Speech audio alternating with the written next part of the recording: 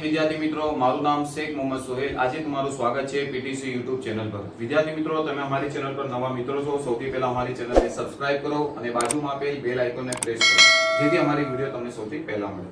આજે આપણે ધોરણ 10 વિષય ગણિત પ્રકરણ નંબર 14 આંકડાશાસ્ત્રની અગાઉમાં આપણે થોડી થિયરી કન્સેપ્ટ અને એક દાખલાની રીત એટલે કે પ્રત્યક્ષ રીત આપણે શીખી ગયા છે। ત્યારબાદ એમાં એક બીજો પ્રકાર હતો આપણે ધારેલ મધ્યકની રીત। તે આજે ધારેલ મધ્યકની રીત વિશે આપણે શીખીશું કે ધારેલ મધ્યકની રીતમાં d બાર બરાબર સિગ્મા fi di છેદમાં સિગ્મા fi એટલે કે જે સિગ્મા એટલે કે સરવાળો એટલે કે જે અવલોકનોનો આપણે જે સરવાળો કરીશું અને તેના કુલ અવલોકનો વડે ભાગાકાર કરીશું તો સિગ્મા fi જે di જે છે તે xi a હશે। તો xi a માંથી આપણે ગુણાકાર કરીએ તો સિગ્મા fi ગુણ્યા xi તો સિગ્મા fi xi અને વત્તા ઓછા સિગ્મા fi ગુણ્યા a તો સિગ્મા fi a।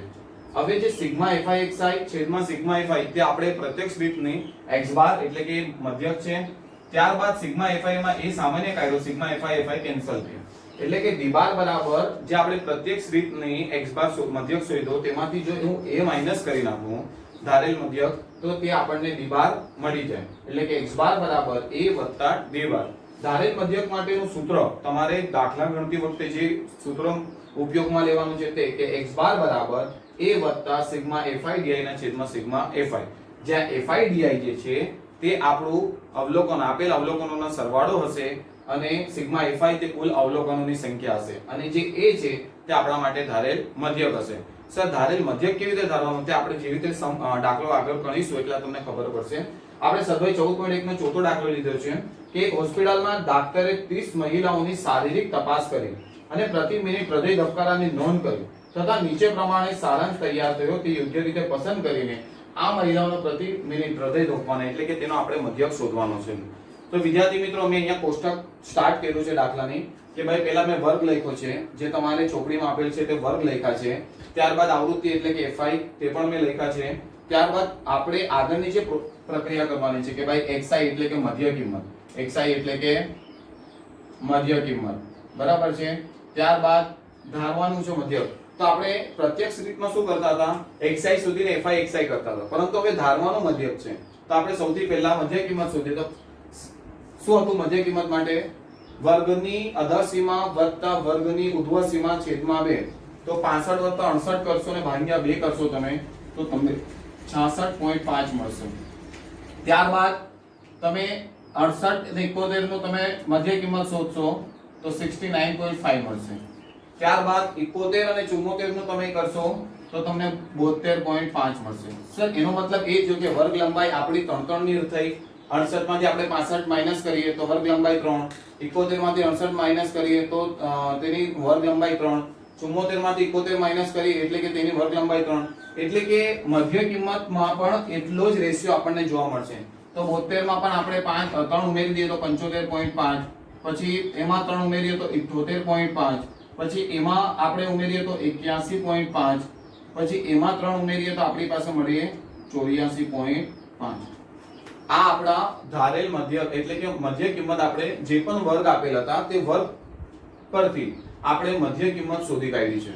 હવે મધ્ય કિંમત તો આપણી શોધાઈ ગઈ છે, પરંતુ સર ધારેલ મધ્યક તો મધ્ય કિંમતમાં જ આપણે એક મધ્યક વર્ગ ધારવાનો છે તો એને આપણે કહીશું ધારેલ મધ્યક।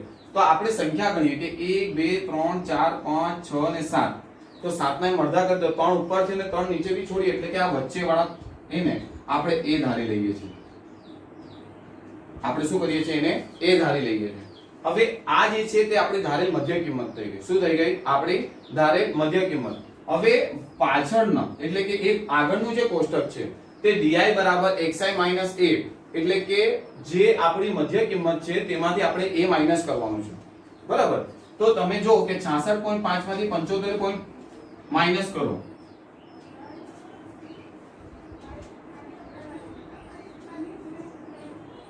એટલે કે 9 બરાબર છે। એટલે કે આપણી પાસે અહીંયા રહેશે ઋણ 9, કેમ કે નાની માંથી આપણે મોટી સંખ્યા માઈનસ કરી છે તો નાની સંખ્યામાંથી મોટી સંખ્યા આપણે માઈનસ કરે બરાબર એટલે કે 66.5 માંથી 75 માઈનસ કરે તો આપણી પાસે 9 બચશે, પરંતુ કેવા આવશે? ઋણ। ત્યારબાદ 69.5 માંથી આપણે બાદ કરીએ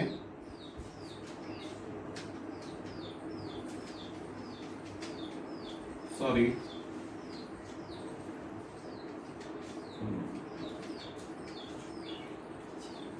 એટલે કે આપણી પાસે -6, તેવી જ રીતે અહીંયા -3, આ 0 બરાબર છે. તમે બાદબાકી કરશો એટલે તમને ખબર પડશે કે મધ્ય કિંમતમાંથી આપણે a માઈનસ કર્યું છે, તો a મધ્ય કિંમતમાંથી 66.5 માંથી 75.5, હવે મોટીમાંથી આપણે નાની બાદ કરીએ પરંતુ વત્તા ઓછા એટલે કે મોટી સંખ્યાનું ચિહ્ન, એટલે મોટી સંખ્યા કઈ છે તો ભાઈ 75.5 અને આ ઓછા હતું બરાબર, એટલે કે આપણે નિશાની આવી રીતે કરવાની છે. તો એમાંથી આપણને 9 મળે, પરંતુ મોટી સંખ્યા વત્તા ઓછા ઓછા એટલે કે ઓછા કર્યા છે, એટલે કે ત્યાં -9 આપણી પાસે આવશે. આપણે એક્ચ્યુઅલી સોરી 66.5 માંથી આપણે માઈનસ કરવાનું છે 75.5 બરાબર છે, એટલે કે વત્તા ઓછા ઓછા, આ ઓછાની નિશાની છે, આ વત્તાની નિશાની, તો વત્તા ઓછા ઓછા 75.5 માંથી 66.5 આપણે બાદબાકી કરીએ એટલે 9 મળશે, અને મોટી સંખ્યાનું ચિહ્ન એટલે કે ઋણ. તો તે -9 અહીંયા લખ્યા આપણે, ત્યારબાદ -6 આવ્યા તો ઋણ 3 આવ્યા. હવે 75.5 માંથી 75.5 એટલે કે 0, તેવી જ રીતે 78.5 માંથી 75.5 તો 3, 81.5 માંથી 75.5 જાય તો 6, 84.5 માંથી 75.5 જાય તો 9. એટલે કે તમે જો વર્ગ લંબાઈ સરખી હશે તો તમને di પણ શોધવામાં સરળતા રહેશે. ધારેલ મધ્યકની અંદર આપણે વચ્ચેવાળી સંખ્યાને ધાર્યું મધ્ય કિંમત, ત્યારબાદ xi માંથી આપણે મધ્ય કિંમત ધારેલ મધ્યકને બાદબાકી કરવાની અને તે di સ્વરૂપે આવશે. હવે આપણી પાસે છે fi di, એટલે કે 2 નવા 18 વત્તા ઓછા ઓછા, 6 ચોકીને 24 વત્તા ઓછા ને ઓછા, પછી 3 તાલીને 9 એટલે કે ઋણ 9. હવે 8 ગુણ્યા 0 એ તો 0 જ, 7 તાલીને 21 એટલે કે +21, 6 ચોકીને 24 એટલે કે +24, 9 દુ 18 એટલે કે +18.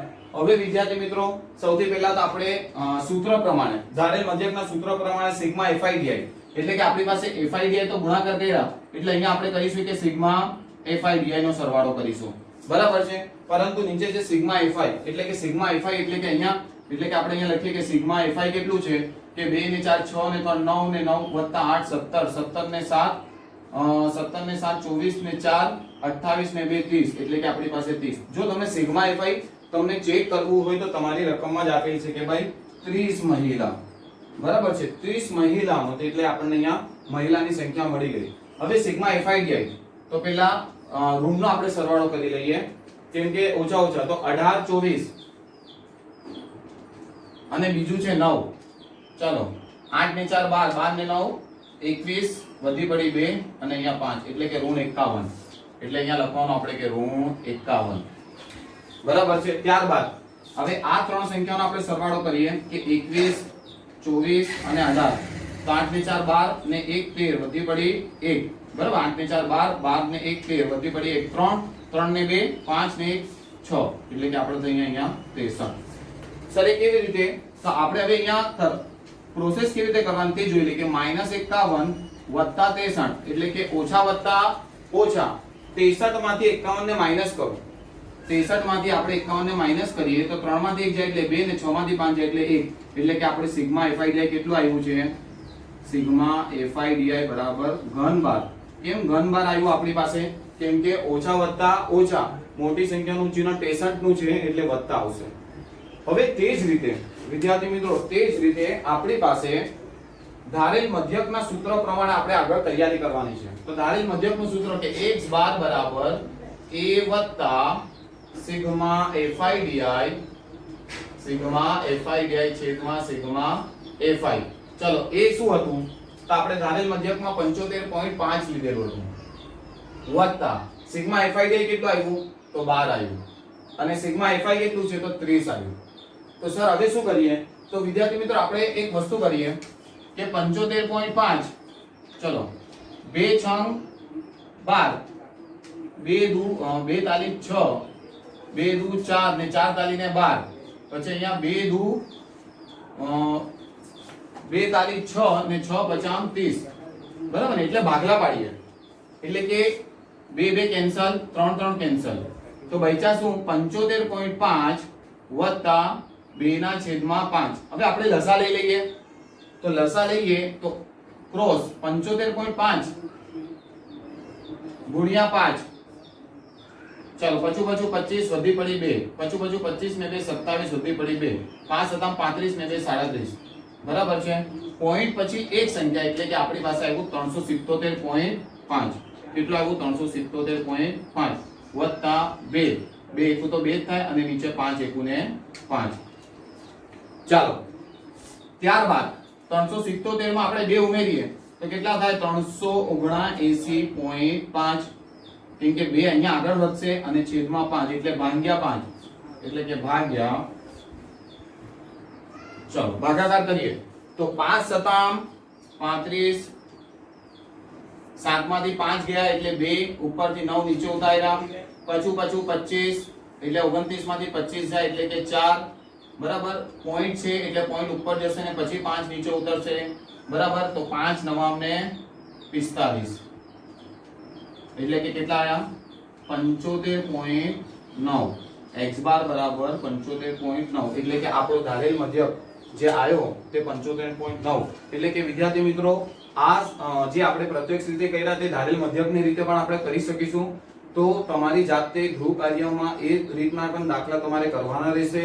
વિદ્યાર્થી મિત્રો જે ઉદાહરણમાં પણ ધારેલ મધ્યકના રીતના સમ હોય તે તમારી જાતે ગૃહ કાર્યમાં કરવાના રહેશે. વિદ્યાર્થી મિત્રો આ વિડિયો પસંદ આવ્યો હોય તો લાઈક, કમેન્ટ અને શેર કરવાનું ભૂલતા નહીં. અને વિદ્યાર્થી મિત્રો આ ટોપિકમાં કોઈ કન્ફ્યુઝન અથવા ડાઉટ હોય તો મારા આપેલ WhatsApp નંબર પર તમે કોન્ટેક્ટ કરી શકો છો. આભાર.